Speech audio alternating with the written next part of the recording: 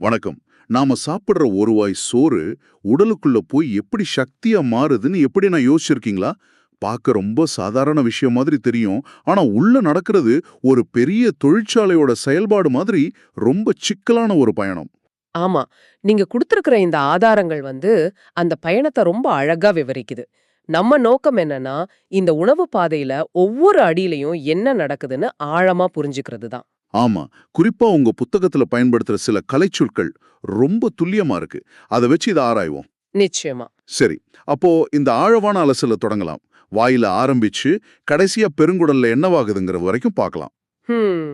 முக்கியமா பெருங்குடல்ல இருக்கிறது உண்மையிலேயே நம்ம நினைக்கிற மாதிரி வெறும் கழிவுகளா இல்ல அதுக்கு வேற கதை இருக்கான்னு பார்க்கலாம். மிக முக்கியமான கேள்வி அது. முதல்ல உங்க ஆதாரம் அடிக்கடி பயன்படுத்துற ஒரு வார்த்தை சமீபாடு. நாம பொதுவா செரிமானம் இல்ல ஜீரணம்னு சொல்லுவோம். இந்த சமீபாடுங்கிற வார்த்தைக்கு ஏதாவது விசேஷ அர்த்தம் இருக்கா? நல்ல கேள்வி. செரிமானம்ங்கிறது ஒரு பொதுவான வார்த்தை. ஆனா சமீபாடுங்கிறது ஒரு துல்லியமான அறிவியல் செயல்முறைய குறிக்குது. ஓ, அப்படியா? ஆமா. நாம சாப்பிடுற உணவுல இருக்கிற கார்போஹைட்ரேட், புரதம், கொழுப்பு இதெல்லாம் பெரிய சிக்கலான மூலக்கூறுகள். அத நம்ம உடம்பால அப்படியே பயன்படுத்திக்க முடியாது. சரி. அத நம்ம உடல் உறிஞ்சுக்கிற அளவுக்கு ரொம்ப சின்ன நீரில் கரையக்கூடிய எளிய மூலக்கூறுகளா உடைக்கிற அந்த செயல்முறைக்கு பேர் தான் சமீபாடு. ஓஹோ, அப்ப இது வெறும் ஜீரணம்ங்கிறத விட ஆழமான பொருள் கொண்டது. சரி, இந்த உடகிற வேலை அது எப்படி நடக்குது? இது ரெண்டு முக்கிய கட்டங்களா நடக்குது. முதல் கட்டம் பொறிமுறை சமீபாடு. பொறிமுறை சமிபாடா? ஆ அதாவது மெக்கானிக்கல் டைஜஷன். உணவ பௌதிக ரீதியா பிசிக்கலா உடைக்கிறது. நம்ம பல்லால உணவை நல்லா மென்னு அரைக்கிறோம் இல்லையா? ஆமா. அதுதான் இதுக்கு ஒரு சிறந்த உதாரணம். பெரிய துண்டுகளை சின்ன சின்ன துண்டுகளா மாத்துறது. சமைக்கிறதுக்கு முன்னாடி காய்கறியை நறுக்கிற மாதிரி அடுத்த கட்டத்துக்கு வேலையை ஈஸியாக்கி கொடுக்கறது. அருமையான ஓமை. மிக சரியா சொன்னீங்க. ரெண்டாவது கட்டம்தான் இரசாயன சமிபாடு, கெமிக்கல் டைஜஷன். இங்கதான் வேதியியல் மாற்றம் நடக்குதா? அதேதான். இங்கதான் உண்மையான மேஜிக்கே நடக்குது. நொதியங்கள், அதாவது என்சைம்ஸ்னு சொல்ற சிறப்பு இரசாயன பொருட்கள் இந்த சின்ன உணவு துண்டுகளுக்குள்ள புகுந்து அந்த சிக்கலான மூலக்கூறுகளை உடைச்சு ரொம்ப ரொம்ப எளிய மூலக்கூறுகளா மாத்துது. ஒரு நிமிஷம், நீங்க சொல்றத பார்த்தா நாம ஒரு வாய் சாப்பாட்டை முழுங்குறதுக்கு முன்னாடியே இந்த ரசாயன மாற்றம் ஆரம்பிச்சிடுதா? சரியா பிடிச்சிங்க. ஒரு சுவாரஸ்யமான உதாரணம் சொல்றேன். நீங்க வெறும் சோற்ற வாயில வச்சு அவசரப்படாம கொஞ்ச நேரம் மென்னுகிட்டே இருந்தீங்கன்னா அது லேசா இனிப்பு சுவைக்கு மாறும். கவனிச்சிருக்கீங்களா? ஆமா, ஆமா. அது ஏன் அப்படின்னு நான் நிறைய தடவை யோசிச்சிருக்கேன். அதுக்கு காரணம் நம்ம உமிழ்நீர்ல இருக்கிற தயலின் அல்லது அமைலேஸ்னு ஒரு நொதியம். ஓ, தயலின். ஆமா. அது சோத்துல இருக்கிற ஸ்டார்ச், அதாவது மாப்பொருளை உடைக்க ஆரம்பிக்குது. இந்த மாப்பொருளுக்கு சுவை கிடையாது. சரி. அத உடைச்சு மால்டோஸ் அப்படிங்கிற ஒரு இனிப்பு சுவையுள்ள சர்க்கரையா மாத்த தொடங்குது. அதனாலதான் அந்த இனிப்பு. ஆக இரசாயன சமிபாடு நம்ம வாயிலிருந்தே தொடங்கிடுது. அடையப்பா, நம்ம உடம்பு ஒரு நொடிய கூட வீணாக்குறது இல்ல போல. சரி, வாயில ஆரம்பிச்ச இந்த பயணத்தை அப்படியே தொடருவோம். பற்கள் அரைக்குது, நாக்கு உமிழ்நீரோட கலக்குத, உணவு மென்மையாயிடுச்சு. அடுத்து அடுத்து உணவு தொண்டைக்குள்ள போகும்போது அங்க ஒரு முக்கியமான பாதுகாப்பு ஏற்பாடு இருக்கு. என்னது அது? நாம உணவை முள்ளும் பொழுது மூச்சுக்குழல் வாய் மூடி, அதாவது எபிக்ளாட்டஸ்னு ஒரு சின்ன சவ்வு மாதிரி ஒரு அமைப்பு சட்டுன்னு மூச்சு குழாய மூடிடும். ஓ, அதனாலதான் சாப்பாடு மூச்சு குழாய்க்குள்ள போகாம இருக்கு. இது ஒவ்வொரு முறை நாம முழுங்கும் போதும் தானா நடக்குது. ஒரு சின்ன தவறு நடந்தா கூட எவ்வளவு பெரிய ஆபத்து இல்லையா? நினைச்சு பார்க்கவே முடியல. சரி, அதுக்கப்புறம் உணவு உணவு குழாய் வழியா போகுது. உங்க ஆதாரத்துல அத களம்னு சொல்றாங்க. ஆமா, களம். இங்க ஒரு முக்கியமான விஷயம். உணவு புவியீர்ப்பு விசையால மட்டும் கீழே விழறதில்ல. அப்போ வேற எப்படி? சுற்றற் சுருங்கலசைவு, அதாவது பெரிஸ்டாலிசிஸ்னு ஒரு அலை மாதிரி தசை இயக்கம் நடக்கும். சுற்றற் சுருங்கல செய்வு. ஆமா. ஒரு பற்பசை டியூப மேல இருந்து கீழே அழுத்துனா பேஸ்ட் வெளியே வருது இல்லையா? அது மாதிரி களத்தோட தசைகள் சுருங்கி விரிஞ்சு உணவு கீழ் நோக்கி தள்ளுது. ஓ, அதனாலதான் தலைகீழா நின்னா கூட தண்ணி குடிக்க முடியுதுன்னு சொல்லுவாங்க. மிகச்சரி. இப்போ உணவை இரைப்பைய அடைஞ்சிடுச்சு. அங்க என்ன நடக்குது? ஒரு மிக்சர் கிரைண்டர் மாதிரி வேலை செய்யும்னு கேள்விப்பட்டிருக்கேன். ஒரு வகையில அப்படிதான். இரைப்பையோட தசைச்சுவர்கள் ரொம்ப வலிமையானவ. அது சுருங்கி விரிஞ்சு உணவை நல்லா கடைஞ்சு கூழு மாதிரி ஆக்குது. அதே நேரத்துல இரைப்பை சாறு சுரக்குது. இதுல ரெண்டு முக்கியமான விஷயம் இருக்கு. ஒன்னு ஹைட்ரோகுளோரிக் அமிலம், அதாவது ஹைட்ரோகுளோரிக் ஆசிட். இவ்ளோ சக்தி வாய்ந்த அமிலம் நம்ம வயித்துக்குள்ள இருக்கா? அது நம்ம வயித்தையே அரிச்சிடாதா? நல்ல கேள்வி. நம்ம இரைப்பையோட உள் சுவர்ல மியூக்கஸ்னு ஒரு அடர்த்தியான சளிப்படலம் இருக்கு. அது ஒரு கவசம் மாதிரி இருந்து இந்த அமிலத்துக்கிட்ட இருந்து நம்ம இரைப்பைய பாதுகாக்குது. ஓ, ஒரு பாதுகாப்பு அரணும் இருக்கு. ஆமா, இந்த அமிலம் வந்து உணவுல இருக்கிற தீய பாக்டீரியாக்களை அழிச்சிடுது. சரி, அந்த சார்ல இருக்கிற இன்னொரு முக்கியமான பொருள் என்ன? அது பெப்சின்னு ஒரு நொதியம். இந்த நொதியம் தான் புரதத்தோட செமிபாட்டை இங்க தொடங்குது. அப்போ வாய மாப்பொருள், இரைப்பையில புரதம். சரியா சொன்னீங்க. இந்த அமிலமும் பெப்சினும் இரைப்பையோட அந்த அரைக்கிற இயக்கமும் சேர்ந்து உணவை ஒரு கட்டியான கூழா மாத்துது. இதுக்கு பேரு இரைப்பை பாகு, கைம்னு சொல்வாங்க. சரி, இரைப்பையில வேலை முடிஞ்சு உணவு இப்போ இரைப்பை பாகவா மாறிடுச்சு. இதோட அடுத்த நிறுத்தம் சிறுகுடல் இல்லையா? உங்க ஆதாரம் அதோட நீளம் சுமார் 7 மீட்டர்னு சொல்லுது. 7 மீட்டரா? அது எப்படி நமக்குள்ள அடங்கியிருக்கு? ஆமா, நம்புறதுக்கு கஷ்டமா இருந்தாலும் அதுதான் உண்மை. ஒரு வளரப்பட்ட மனிதரோட சிறுகுடல் சுமார் 22 அடி இருக்கும். அது ரொம்ப சுருண்டு மடிஞ்சு நம்ம வயிற்றுப் பகுதிக்குள்ள அழகா அடங்கியிருக்கு.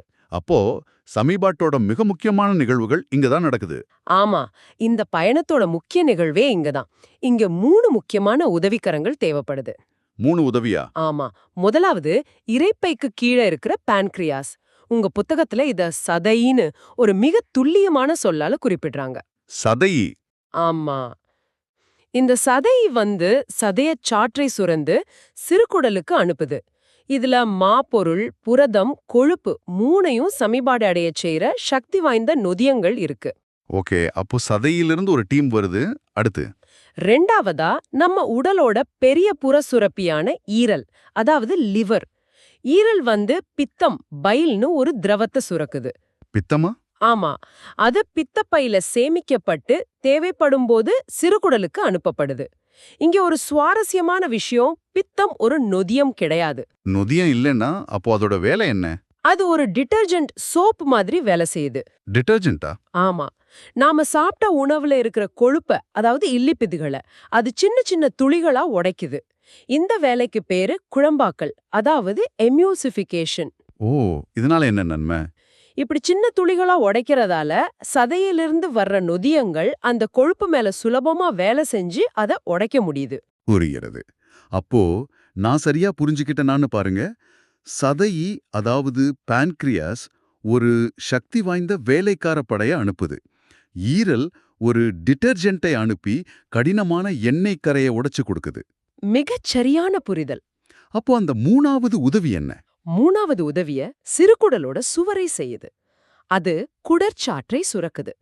இதுல இருக்கிற நொதியங்கள் சமீபாட்டோட இறுதி கட்டத்தை, அதாவது ஃபினிஷிங் டச் செய்யுது. ஆக இந்த 3 திரவங்களும் சேர்ந்து வாயில் ஆரம்பிச்ச வேலைய இங்க முழுசா முடிக்குது. அதேதான், இந்த 7 மீட்டர் நீண்ட பயணத்தோட இறுதியில கார்போஹைட்ரேட்கள் குளுக்கோஸாகவும், புரதங்கள் அமினோ அமிலங்களாகவும், கொழுப்புக்கள் கொழுப்பமிலம் மற்றும் கிளிசரோலாகவும் முழுமையா உடைக்கப்பட்டுடுது. இப்போதான் உடலுக்கு தேவையான சத்துக்கள் தயாரா இருக்கு. ஆனா இது எப்படி சிறுகுடலை விட்டு வெளியே வந்து ரத்தத்துக்குள்ள போகுது? இங்கதான் சிறுகுடலோட உள் வடிவமைப்பு நம்மள மறுபடியும் பிரமிக்க வைக்குது. அதோட உள் சுவர் வந்து ஒரு குழாய் மாதிரி தட்டையா இருக்காது. அப்புறம் எப்படி இருக்கும்? அதுல லட்சக்கணக்கான மடிப்புகளும், அந்த மடிப்புகள் மேல சடைமுலைகள், அதாவது விழின்னு சொல்ற விரல் மாதிரி சின்ன சின்ன நீட்சிகளும் இருக்கும். இந்த சடைமுலைகள் எதுக்கு?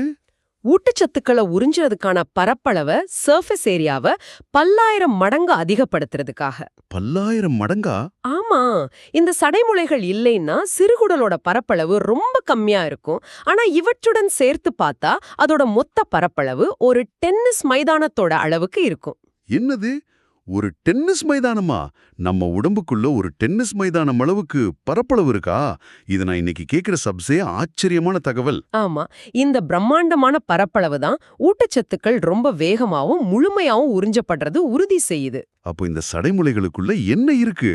ஒவ்வொரு சிடைமுளைக்குள்ளேயும் ரொம்ப மெல்லிய இரத்த குழாய்களும், பார்க்கலன்கள்னு சொல்ற நிணநீர் குழாய்களும் ஒரு வலைப்பின்னல் மாதிரி இருக்கு. ஓ, குளுக்கோஸ், அமினோ அமிலங்கள் எல்லாம் நேரடியா ரத்தத்திலையும், கொழுப்பமிலங்கள் பார்க்கலன்கள்லயும் உறிஞ்சப்பட்டு உடலோட எல்லா செல்களுக்கும் பயணமாகுது. சரி.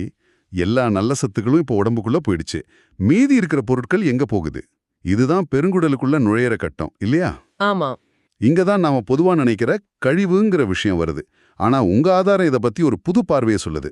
ஆமா. இது இந்த விவாதத்தோட மிக முக்கியமான பகுதி.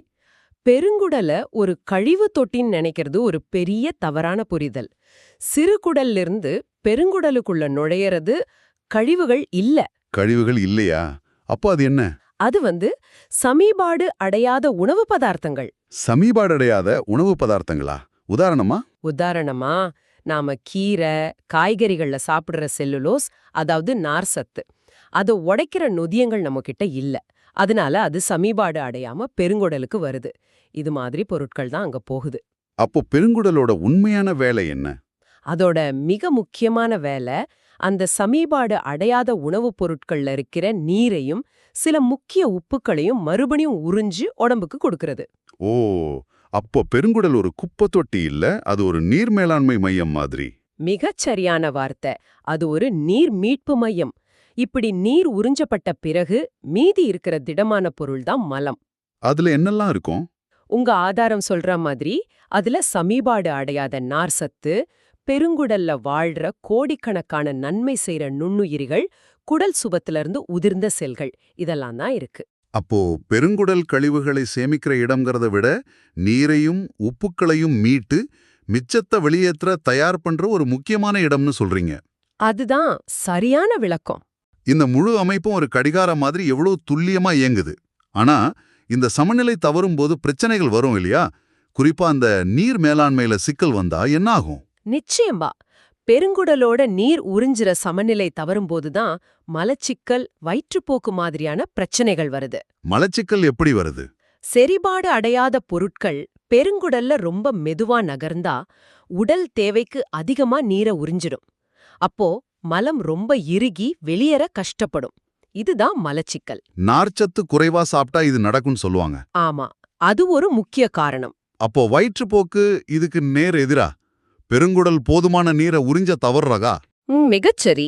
சில பாக்டீரியா இல்ல வைரஸ் தொற்று காரணமா பெருங்குடல் நீரை சரியா உறிஞ்சாது. அதனால மலம் நீர்த்த நிலையில வேகமா வெளியேறும். இதுதான் வயிற்றுப்போக்கு.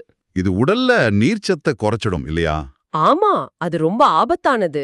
உடனே நீரையும் தாது உப்புக்களையும் நாம ஈடு செய்யணும். இரைப்பையிலையும் இது மாதிரி பிரச்சனைகள் வருமே, அந்த அமிலத்தை பத்தி பேசும்போது யோசிச்சேன். ஆம், இரைப்பை அழற்சி, அதாவது கேஸ்ட்ரைட்டிஸ், ஒரு பொதுவான பிரச்சனை.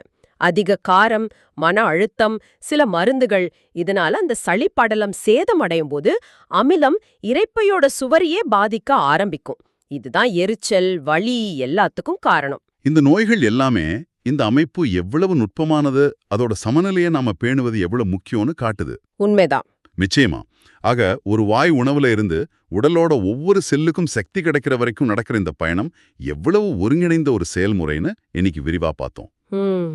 வெறும் செரிமானம்னு சொல்றதை விட சமீபாடு, சதையி மாதிரி துல்லியமான சொற்களை பயன்படுத்தி புரிஞ்சுக்கிட்டது இன்னும் தெளிவா இருந்துச்சு. அதிலும் பெருங்குடல் ஒரு கழிவு தொட்டி இல்ல, அது ஒரு நீர் மேலாண்மை மையம்ங்கிற பார்வை முற்றிலும் புதியது. நாம முடிக்கிறதுக்கு முன்னாடி உங்களுக்காக ஒரு சிந்தனை. சொல்லுங்க.